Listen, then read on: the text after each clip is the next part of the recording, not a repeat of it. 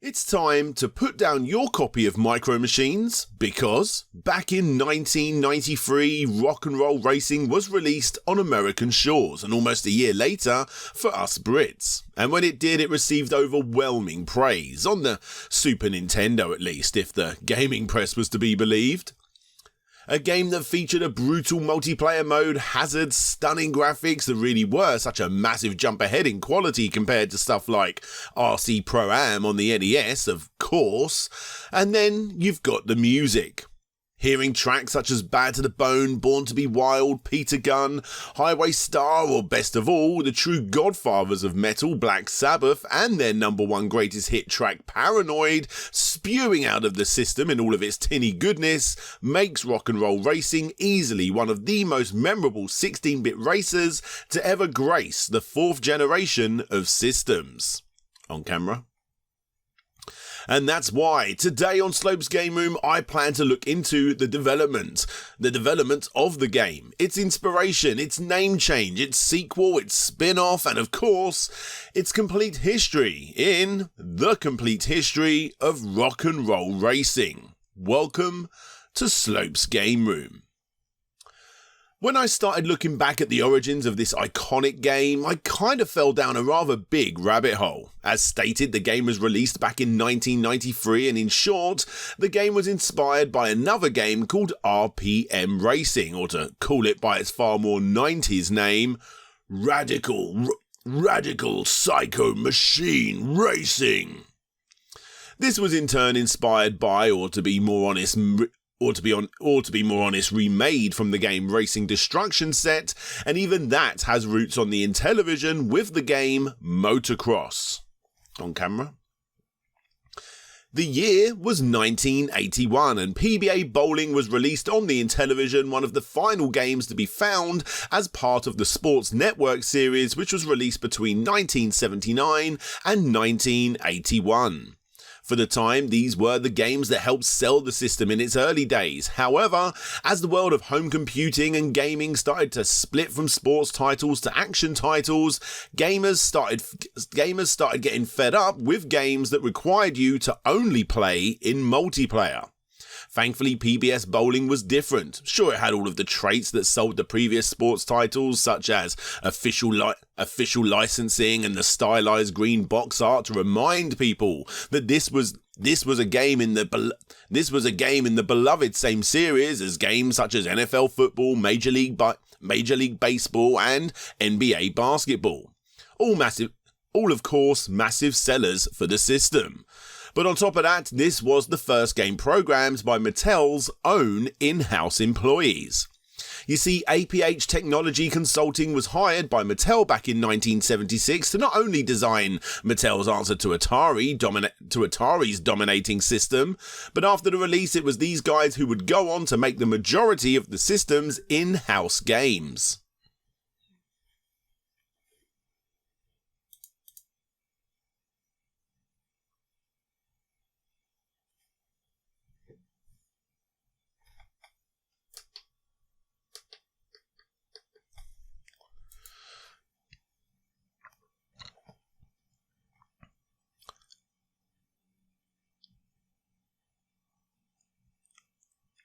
In fact, Mattel themselves didn't even own development kits needed to make these games, so when their employees made games, they would actually have to commute an hour each way 3 days a week to get the job done. On camera. After the success of Bowling, After the success of PBA Bowling, Rick began working on the previously mentioned Motocross, but after continuing to make that long commute back and forth several times a week, he eventually got fed up and left the company, before working at iMagic and creating the legendary but confusing Microsurgeon. On camera. With Intellivision's half-finished game sitting on the cutting room floor, biker enthusiast Rick Koenig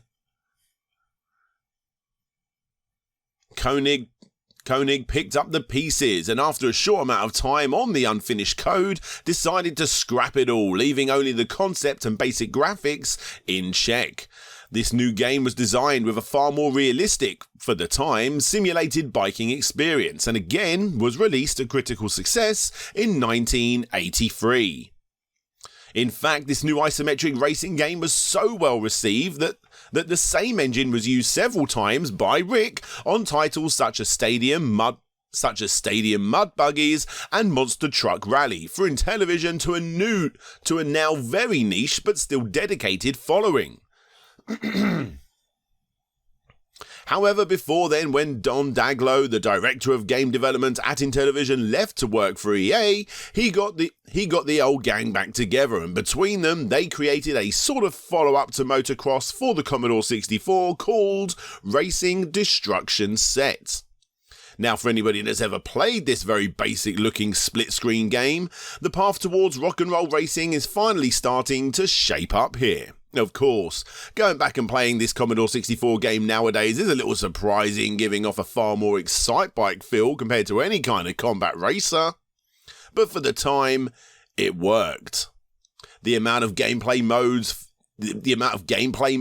physics, and customizable options available here is also quite surprising, even surpassing a lot of games released nowadays, allowing the player to enjoy a serious simulation in one instance and turning off gravity to practically nothing whilst boosting up the acceleration in another. On camera. Radical physical machine racing is yet again another step forward from that motocross game on Intellivision, and the end results aren't all that great. RPM Racing was impressive in some aspects, like its heavy use of Mode 5, which allowed for what was considered a high resolution for the time in exchange for far fewer colours on the screen at once. But the end result is an incredibly sharp but at the same time bland and basic, almost soulless colour-filled world. You see this graphical capability of the Super Nintendo may not stand out as much as the more legendary well-known Mode 7, but you have probably come across Mode 5 more times than you may realise. When booting up certain games and looking at super crisp menus allowing for plenty on the screen, but at the same time super basic graphical capabilities. On camera. You know when you get the impression that a good game is hidden within? That's what's going on right here. The vehicles felt good when they wasn't stopping every 2 seconds. The campaign could have been fun if it wasn't for its constant repetitive nature found within. The sound was mind-numbing and cars just lacked any real personality. On camera. Yeah, I'm not a fan, which is fine. It wasn't even released here in the UK. I need to check that.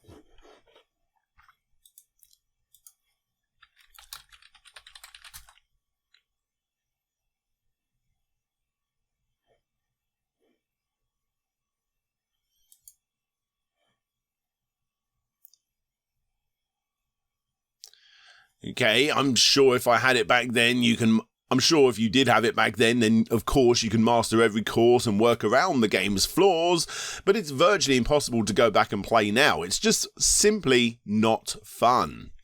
And Silicon and Synapse, the developers of the game, knew this. They knew they had an awesome engine here. They knew they made mistakes choosing resolution over, well, decent graphics. They knew they had to rebuild it into something far more, enjoyable. On camera and quote. And it was from here that every single other aspect would fall into place, changing up the game from a sort of simulated and clunky isometric racer to a game that would allow for drifting, bouncing, but still negatively affecting your vehicle off the barriers, giving you wider tracks to spin around, adding more detail in exchange for high resolution, which sounds bad but is actually a good thing, pumping up the speed, giving you weapons, and chucking in some obstacles. Everything helped with the feel of this new rock and roll styled game. On camera. ZZ Top was the first track they implemented, and when all of the pieces started to fall into place, giving off emotion for the player, unlike anything Pro-Am or RPM could ever pull off, they not only knew that this was the way forward, but they couldn't understand why other companies weren't doing the same thing. No matter what they did to the game, which of course were all good ideas, giving the game its hellish setting, pumping up the speed, giving you weapons, showing off hair metal obsessed aliens, whatever, in their eyes, nothing made you want to drive more recklessly or more intensely than listening to bands like ZZ Top. Unfortunately, Led Zeppelin declined to be in this game. Thankfully for them, this was a time when adding licensed music into your video games legally wasn't as expensive as it is now. Sure, they didn't have the funds to make a game entirely on a band,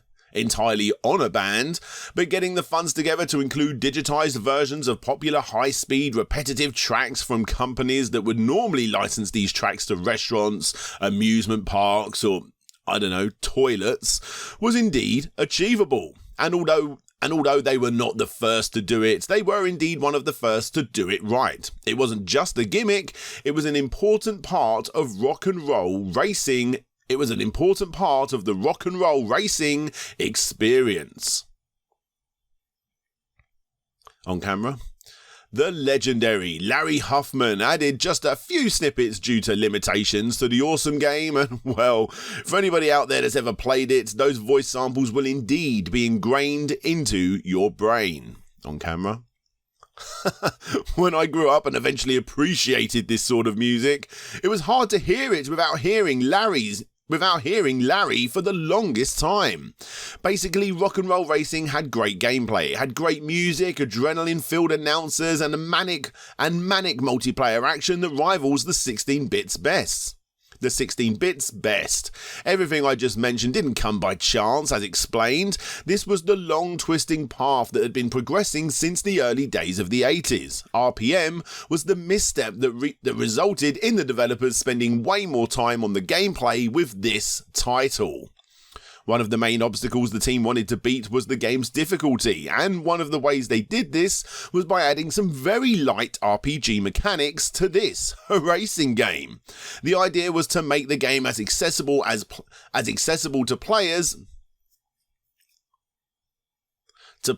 of all skill levels. Of course, the more you played, the better you would get, but with these constant upgrades being given to you as rewards for playing longer, even the crappiest of players would soon get to grips with the game and be able to complete it in their own way. Adding all of this is a real balancing act, as well as making sure to not let the players at the back become too powerful with weapons, and one of the ways the team got around this was by testing out the mechanics mathematically on paper. In short, the end result was the whole package. The Super Nintendo version received almost nothing but praise upon release, and even though the Mega Drive / Genesis release didn't exactly review quite as well, they both sold well and have since become cult classics. Even the later released Game Boy Advance ports played well enough. However, for me, this game will always be at home on the Super Nintendo. That is, if it wasn't for the New Age gamers' way of playing this, Blizzard's Arcade Collection, which features the Lost Vikings, Blackthorn, and of course, rock and roll racing. And in short, you may as well chuck out your original Sega and Nintendo versions, as this release is quite literally the definitive version, not only including both versions of the game, but also giving you 4-player mode, widescreen mode, re-recorded announcement lines, updated music. Honestly, it really is the blueprint on how these collection sets should be done, except for the fact that it's called Arcade Collection. On camera. Moving on to 1997, and we got to see our first true sequel. In Europe, at least. Rock and Roll Racing 2 Red Asphalt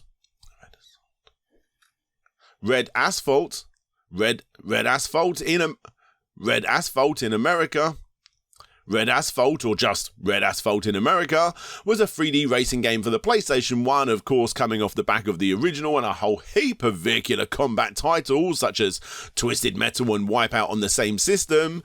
It had a lot to live up to, and sadly it didn't exactly reach those heights. Now this, to be fair, slightly above average game became swallowed up by the competition. It did actually have all of the even though it did have all of the elements that makes a good racing combat 'em up. You got guns for the most part, good controls, and just like before, it even has some very light RPG mechanics so that players of all ages can get to grips with it. The problem was, it just didn't excel in any of these things, and the end result is simply you just wishing you was playing something far more established. A good game, but one that's incredibly forgettable, which is surprisingly the end of this franchise. Of course, you probably already pieced together yourself that Silicon and Synapse ended up changing to Chaos Studios for about a month before realizing that someone else already had that name, and so once again they changed their name to a little-known company called Blizzard. And even though they never made a proper sequel to the game besides the remaster of sorts on the Arcade Collection, the legacy of the game has lived on for the longest time. Heavy Metal Machines takes the formula and mixes it with Twisted Metal-like cutscenes and Rocket League-styled gameplay. Earache's Extreme Metal Racing was a not-so-good Mario Kart racer with licensed heavy metal music. And most interesting of all was Motor Rock, a game that started its life on Indiegogo with a flexibly funded campaign where it was known as simply Rock and Roll Racing 3D. Yeah, Blizzard wasn't having any of this, and that's why they took it down. However, after that, Yard Team, the developers, went ahead and made it anyway under the name Motor Rock, which wasn't fooling anyone as it even had assets pulled directly from the game in its source code, and even though the team knew that they would get taken down if Blizzard ever found out about it, they did, of course, and it was then renamed on Steam, and then it was removed from Steam literally weeks after it went live. But strangely enough, the game is still accessible from the company's own website, which I purchased donkeys ago for an old Kick Scammer episode, and my review hasn't changed. It's an alright game, nothing special. It's just a shame that nothing special. For me, it's just a shame that the 93 backers that got the total to $22,167 on Indiegogo never actually got a copy. And that's it. And that'll do. Honestly, the legacy this game left behind was huge. And if you ask me, leaving it alone is probably a good thing. Similar to the Micro Machines games, the best ones are always going to be the originals. Rock and Roll Racing is a legendary game that many people look back on as one of the true greats of the 16-bit era. But not only is its gameplay awesome, its style and humour can be felt throughout, and gaming to this throughout gaming to this very day. A product of its time that, in my opinion, at least deserves its legendary status.